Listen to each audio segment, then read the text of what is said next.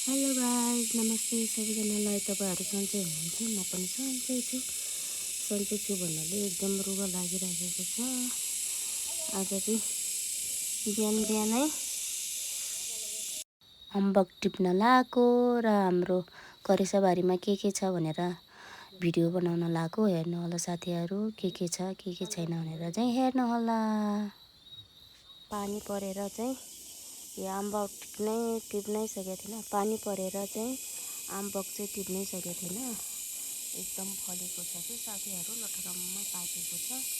बोटै ढल्ला जसरी सबै पाकेको छ। यतापट्टिको चाहिँ अलिक त्यो छैन, यो रुखको चाहिँ तर पाकेको छ अलिअलि।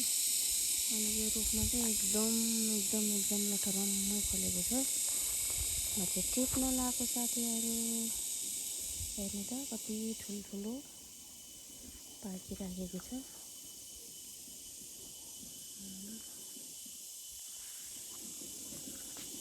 कति फलेको छ हेर्नु है साथीहरू।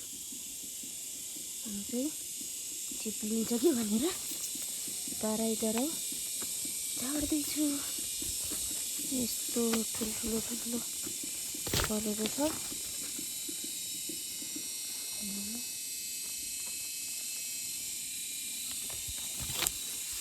साथीहरू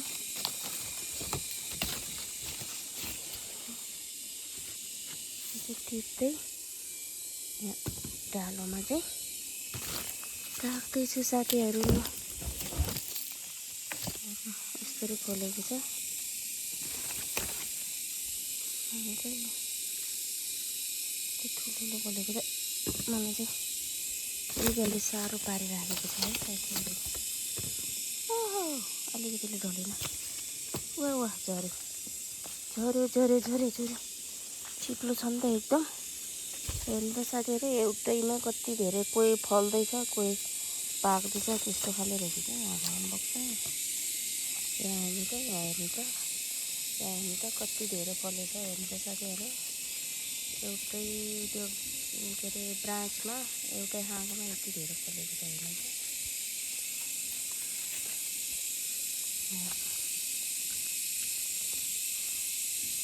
कति धेरै फलेको छ साथीहरू। पाकेर हेर्नु त साथीहरू, पाकेर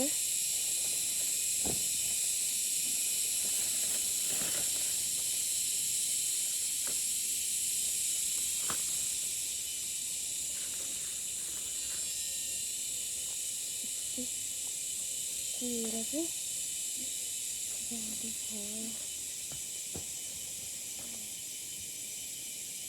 हेर्नु साथीहरू,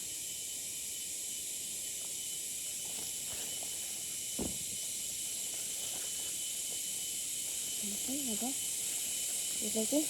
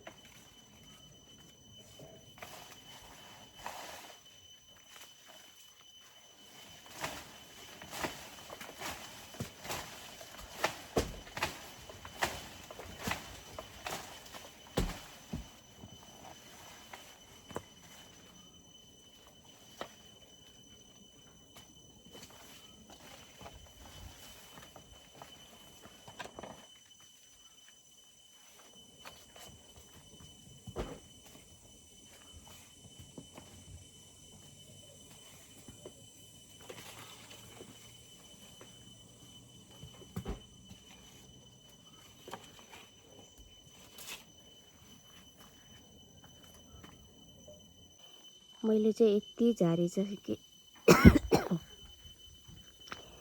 मैले चाहिँ यति धेरै झारेँ यहाँ रुखबाट। यहाँ चाहिँ हेर्नु न बारुलाको मोड नि कस्तरी बनाएको। यो के हो यस्तो? बारुलाको मोड हो कि के हो यस्तो? हाम्रो काँक्रा पनि फल्यो है साथीहरू। यहाँ हेर्नु नि काँक्रा।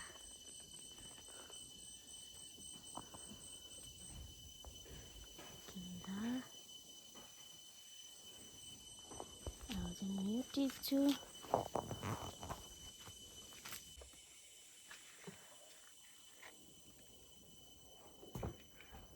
यसरी चाहिँ टिपेर हाल्दैछु ढालोमा।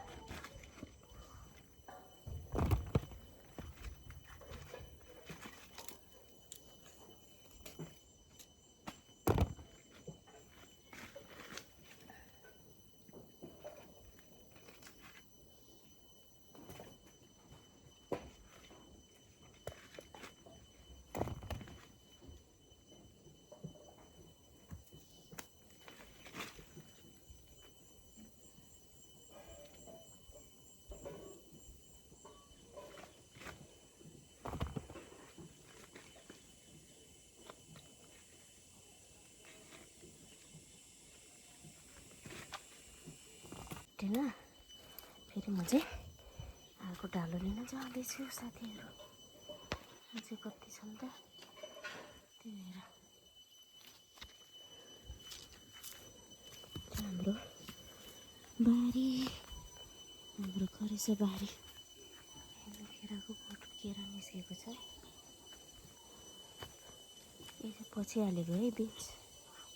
पहिलो लोड चाहिँ खाएँ पछिको खुर्सानी पनि यसरी फलेको छ नि बारीमा पाकेको छ पनि। चाहिँ म हाम्रो करेसा बारीमा के छ भनेर चाहिँ देखाउँछु। केराको बोट केरा हेर्नु त साथीहरू यसरी निस्केको एउटा यहाँ दुईटा सुन्तलाको बोटको चाहिँ दुईटा यहाँभित्र भित्र छ है साथीहरू।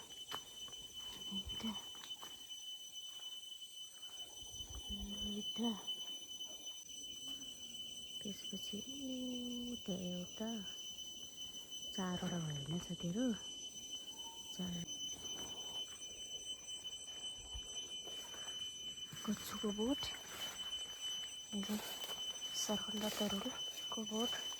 यो बेसार सुन्तलाको बोट पनि छ। फल्नु चाहिँ फलाएन। तकुपत्ता कुसारीको बोट लाउ कुखुरा हेर्नु न त्यहाँ कुखुरा उहाँको त सबै उडेर गयो उडेर गयो। ओ त्यहाँ पनि छ है साथीहरू केरा।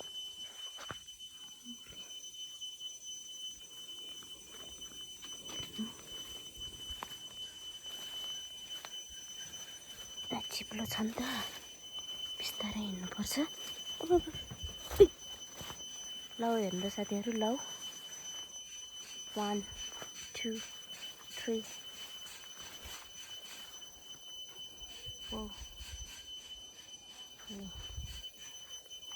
4 5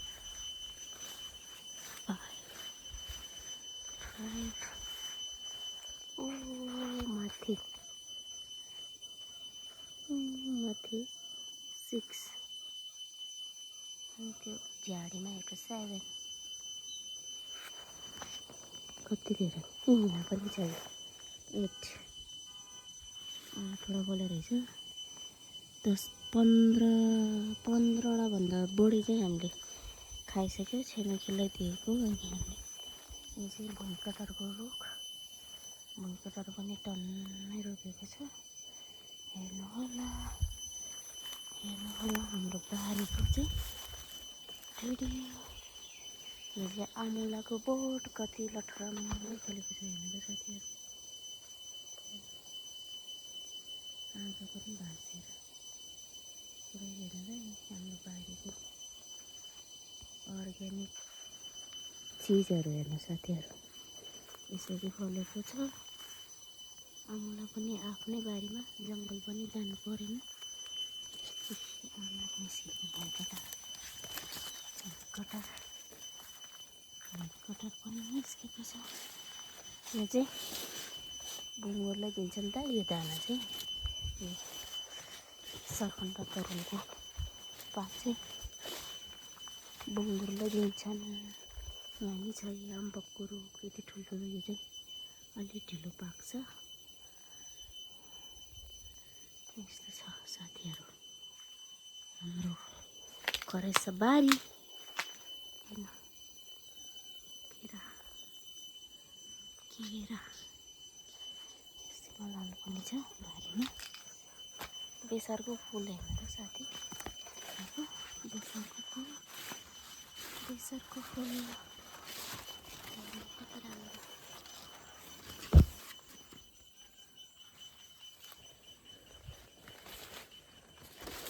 हेर्नु त साथीहरू भुइँकटार चाहिँ यसरी निस्किँदो रहेछ है। अगाडि निस्किने बेलामा चाहिँ यता पनि छ त्यो अगाडिको चाहिँ यहाँ हेर्नु त कति धेरै 1 2 3 4 निस्केको रहेछ। अनि यहाँ पनि 1 2 कति धेरै निस्क्यो। यो चाहिँ हो घर तर्फको छाउँ। त्यहाँ छ घर तर्फको छाउँ अम्बकको रुख छेउमा 2टा। हाम्रो बारी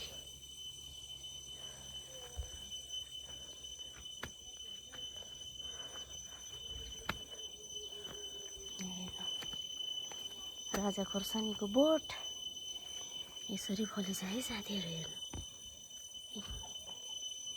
कस्तो धेरै फलेको हेर्नु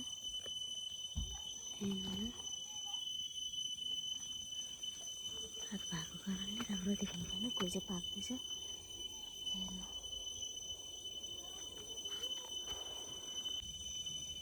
यो चाहिँ राजा खोर्सानी है। यो अकबरे खोर्सानीको अकबरे खोर्सानी भन्दा नि धेरै पिरो हुन्छ। यो चाहिँ यो साल लगाएको यो 2टा फोर चाहिँ त्यो सानो नै छ उता 2टा। यो चाहिँ फोर लगाएको मैले कति धेरै फलेको छ साथीहरू। हेर्नु यो पाकेको भुइँमा पनि झरेको रहेछ कुहिएर खाँदैन नि त धेरै त्यही भएर हेर्नु यसरी फलेको। हेर्नु साथीहरू कस्तो फलेको छ। मैले चाहिँ अम्बक टिपेर पनि ल्याइसकेँ। हेर्नु त डालो भुरी कति ठुलो छ है यो डालो चाहिँ। यो भुरी अम्बक टिपेर ल्याएँ। अझै कति छ तर मैले चाहिँ नसकेर यति टिपेँ। किन हो यसरी फलेको यो राम्रो हो कि नराम्रो हो तर सधैँ साल यसरी नै फल्छ हाम्रो यो अम्बकको बोटमा चाहिँ। हेर्नु